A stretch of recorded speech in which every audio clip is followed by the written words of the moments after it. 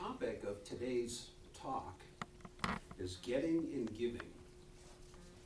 So I would ask, what are the things that you recognize in your life as blessings? Everyone has them. Sometimes we don't take time to recognize them. We don't take time to appreciate them. I can say Spirit has given us an incredible gift, the gift of life. The qualities of Spirit flow through us so naturally, we don't even recognize them. And they flow as love, joy, peace, abundance, beauty. It's how we apply these gifts that make all the difference in our lives. For they're creative expressions of Spirit. And how much we receive is up to us. It's the measure of our receptivity. And one way to look at it is, as we give, we receive. What do we do with the blessings? Here's a quote from our text, Science of Mind. It is the nature of the universe to give us what we are able to take. It cannot give us more. It is given all. We have not yet accepted the greater gift. Appreciation, gratitude, and thanksgiving, the motive power which attracts and magnifies the hidden potentialities of life. And it's an interesting choice of words that he used, potentialities, because as we learn more and more about quantum physics, everything is a potentiality. Everything has potential until an observer collapses it into an event, an effect. So life constantly presents us these potentials, these opportunities to give. And our lives are completely enriched by the act of giving. In Deepak Chopra's The 7 Laws of Success, 7 spiritual laws of success, he says, the universe operates through dynamic exchange. Giving and receiving are different aspects of the flow of energy in the universe. Giving and receiving are different aspects of the flow of energy.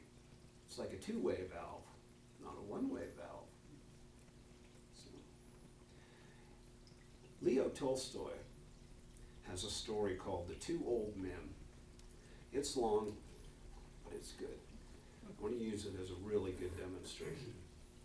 So his story, Two Old Men, is about two friends who made a pact to make a pilgrimage to Jerusalem. Each in their own way was successful, they were loved, yet they had a very different approach to life. Ephraim, I'll say Ephraim, it's better than Ephraim.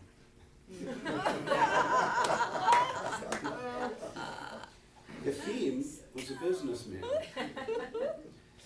very exact and a meticulous planner. Elisha was more easygoing, more trusting, and a little more casual. So Ephraim and Elisha set out on foot to walk to Jerusalem.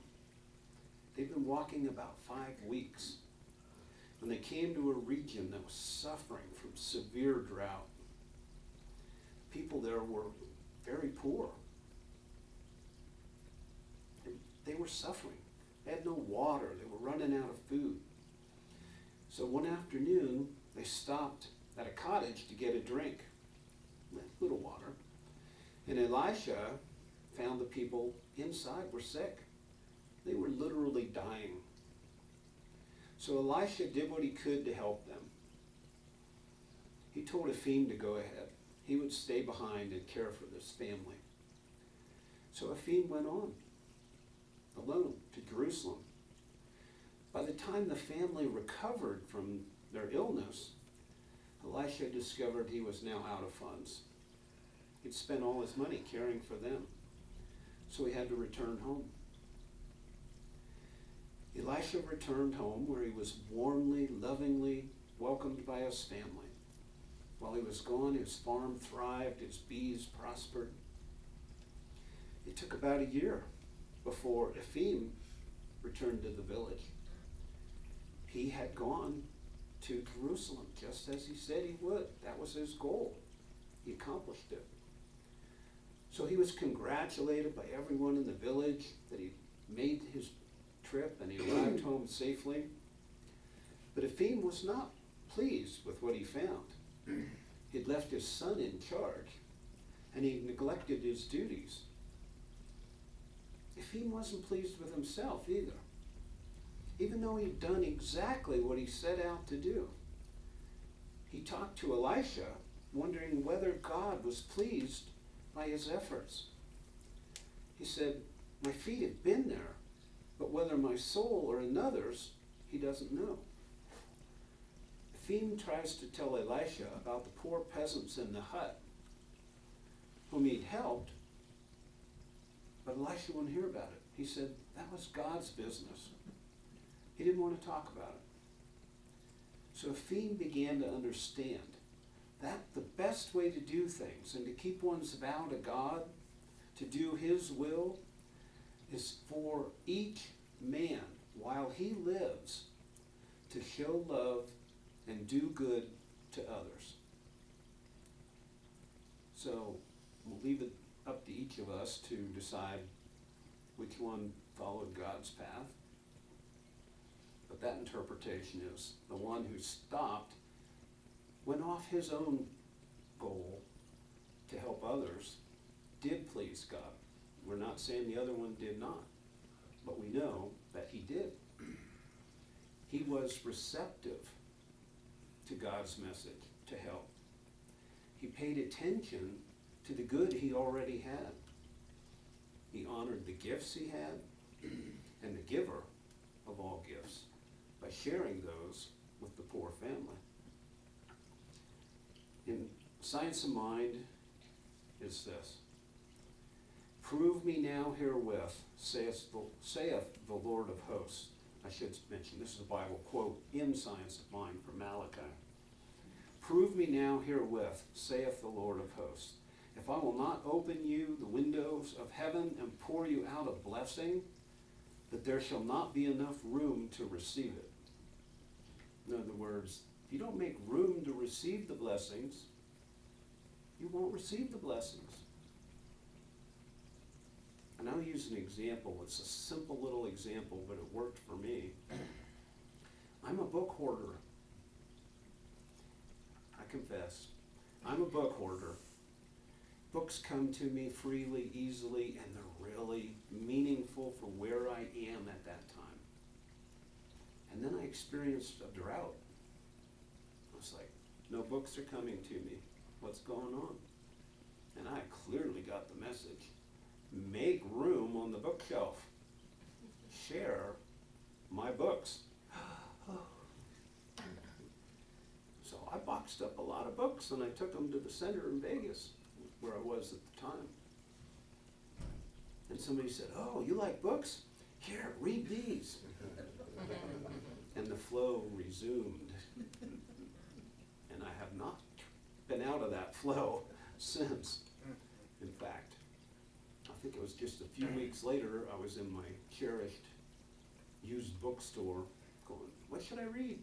And a book jumped off the shelf, and I said, "That one." So, anyway, Ernest Holmes says, "Perhaps things are better than they appear to be. It is as though the prophet is telling us that even the divine bounty itself, lavish and extravagant as it must be, awaits our acceptance. Possibly we've been holding our bowl of acceptance and our chalice of life upside down, so that even the fruit and wine of the Spirit cannot be poured into it. Yet the window of heaven must be forever open. The room we must make is in our consciousness.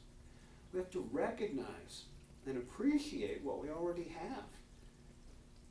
Recognize and appreciate when we have made ourselves useful to pour out blessings on others. That's every bit as important.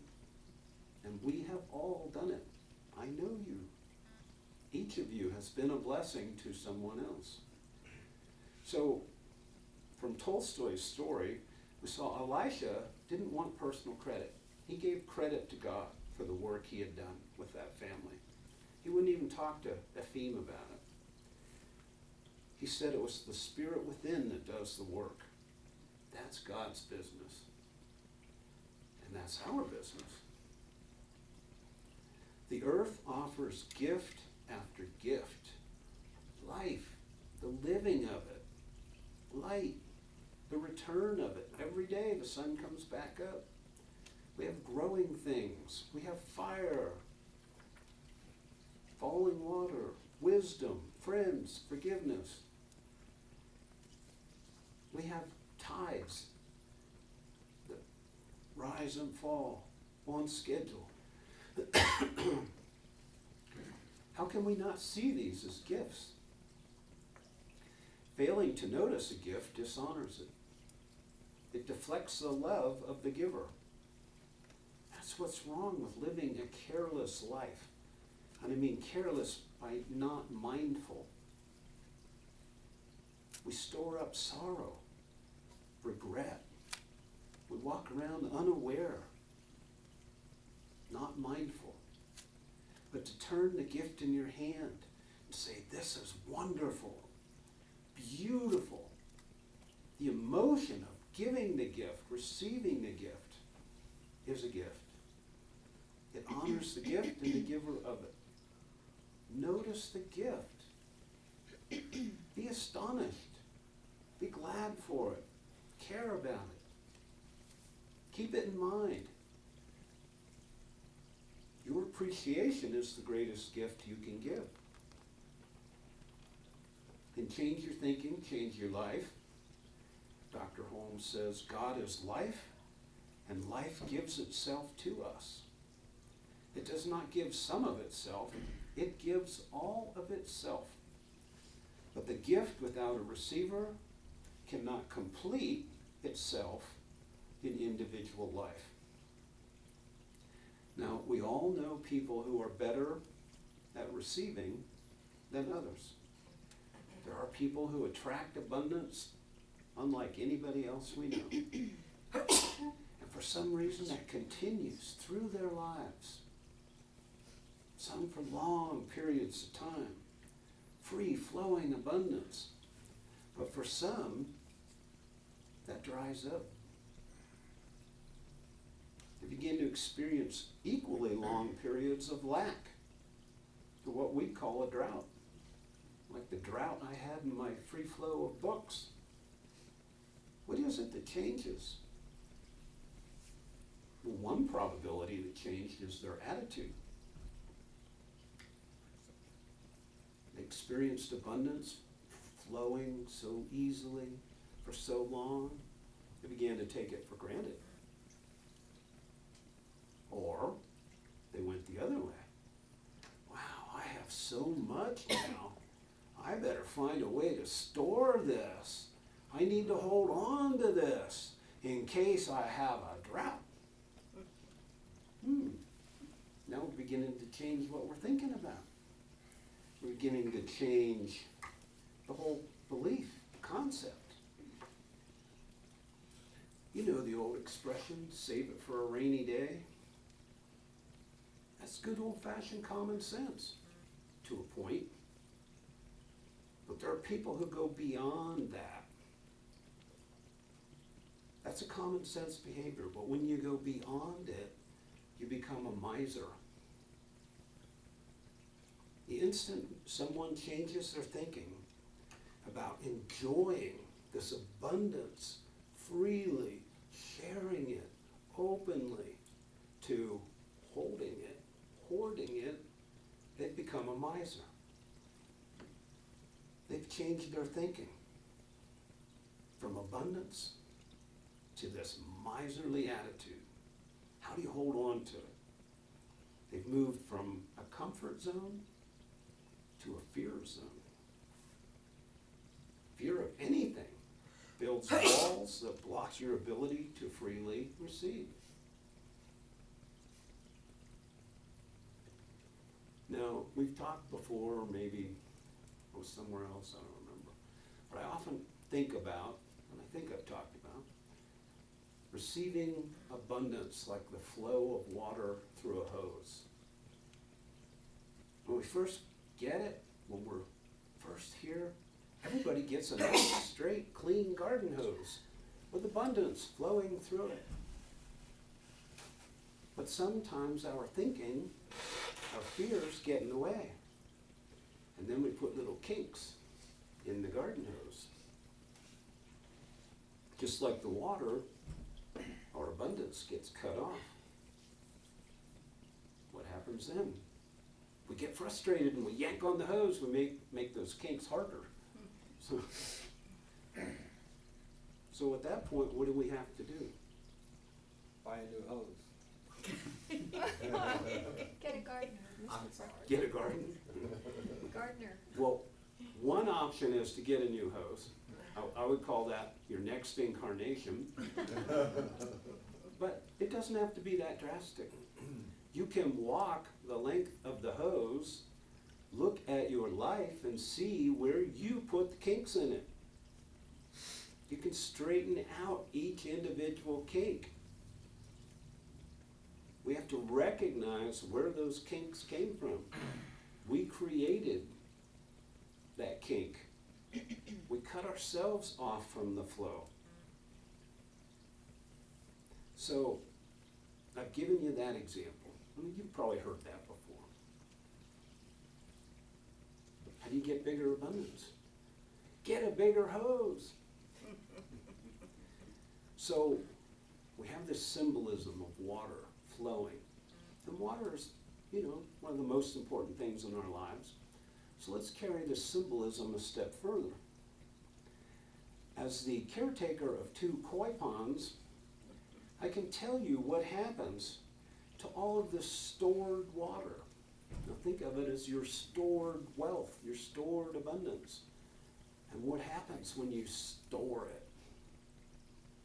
Water that doesn't move becomes stagnant, stinky, and unappealing. Still waters may run deep, but they also run stinky, covered with algae. Isn't that what happens when we hoard our wealth, our abundance? When water doesn't circulate, there's no life. The algae, the rotting material, consume all the oxygen, and the plants and the fish die. And when water becomes totally foul, for all essential purposes, even the water has died. And we can talk all about the spiritual qualities and aspects of water. I'm just using it as an analogy here. About the flow of our blessings, our abundance. When it doesn't circulate, it rots. Look at food you put in your fridge too long. What happens? I used to be one of those who always would take leftovers and store them, usually 3 to 4 months. Then when things start creeping out of the container, I thought, maybe I should throw that in. That was, of course, P.S. Pre-Susan. Anything we store too long with no circulation tends to rot, becomes worthless. Worse than that, then you have the problem of how to dispose of it. And this was our abundance, our wealth. What did we do to it? We hoarded it for too long. The solution is so simple. Circulation. Circulation is what keeps each and every one of us alive. Our bodies even have a system named after it. That's important. When we create problems in our circulatory system, we suffer things like blood clots, strokes, heart attacks, and we even end our current incarnation and we have to go get a new hose.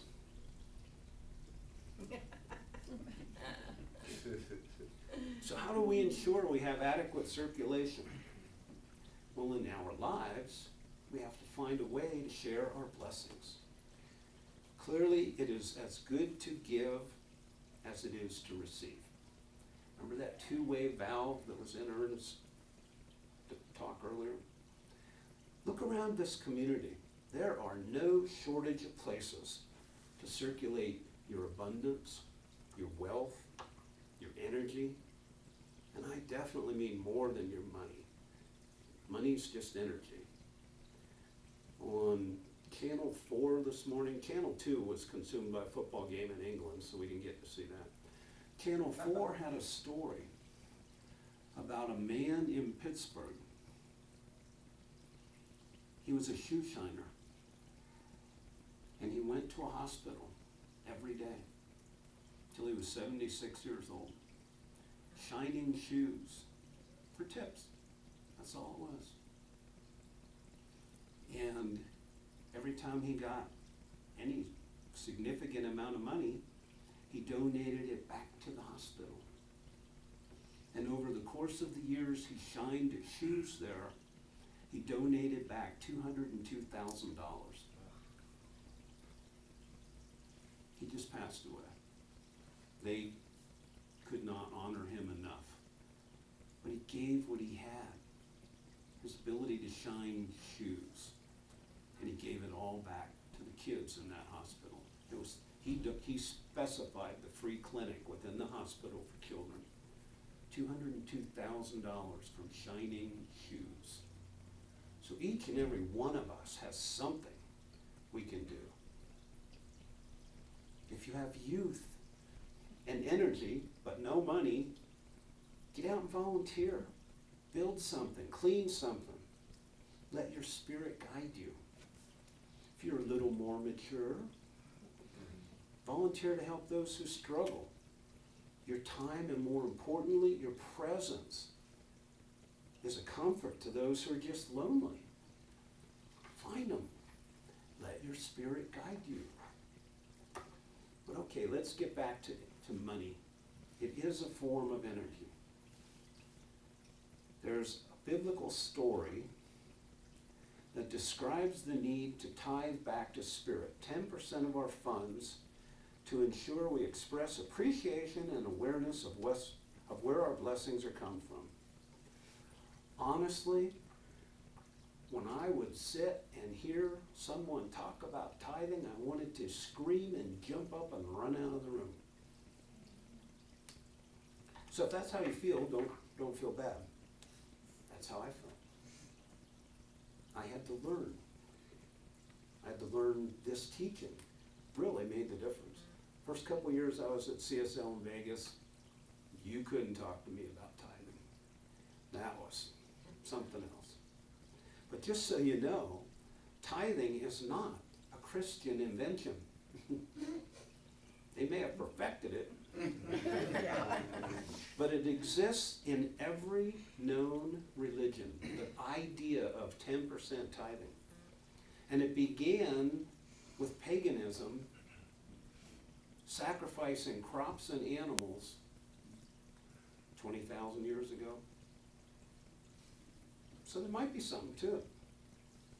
So I'll share a story that I heard, and I'm not 100% sure, but I believe it was as told by Edwin Gaines. Gaines. And she told this. Someone approached their Buddhist priest and said, "Master, I'm unable to tithe my 10%. What should I do?" The master replied, "Oh, that is unfortunate. Perhaps you should tithe 20% until you can afford to tithe 10%. Now that story is not about giving until it hurts. The lesson is that tithing actually benefits your financial condition. And I had to learn that. I had to prove it to myself. Tithing more And many people do, tithe 20, 30, 40%.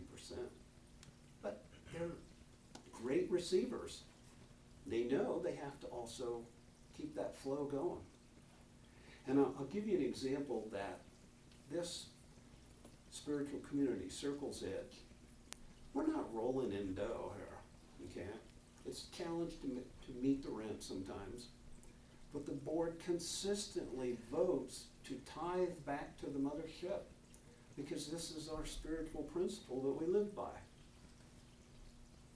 And we're still here. If something always comes up, we've always made the rent. Thanks to people and events like Randy and Rana's fundraiser, you know, we just know. So I want to kind of begin to wrap this up with a little word game.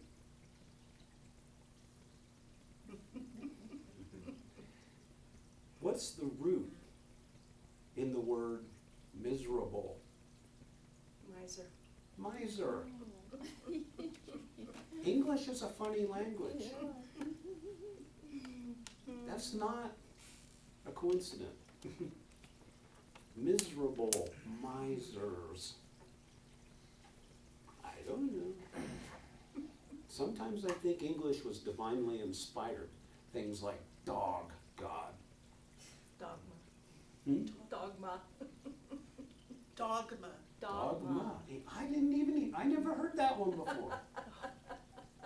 Did you guys know that one? Dogma? God? Sharon, I've used other ones, but you're gonna remember it and I can't. What's the definition of miser? Miser? Somebody Oh. A hoards, miserable stingy. person who hoards things that they really don't need to hoard. Yep. Yeah. Thanks. So in summary, be grateful. Gratitude is powerful. In fact, Ernest Holmes says it's the motive power of the universe. Appreciation, gratitude, and thanksgiving. The motive power which attracts and magnifies the hidden potentialities of life. I said it earlier. Be watchful. Practice looking for your opportunity to extend gratitude and appreciation. Give thanks. Look for opportunities to say thank you. It's as simple as holding the door for someone, feeding someone's parking meter. These are little things, but they're so much take us outside of who we are, and we're appreciating and giving back. We always say money is just one form of energy. So please, continue to circulate your energy. As long as you remain open, consciously, and continuously receiving with mindfulness and sharing your energy, you will remain in the stream of abundance. And so it is. And so it is. I'm going to go play music.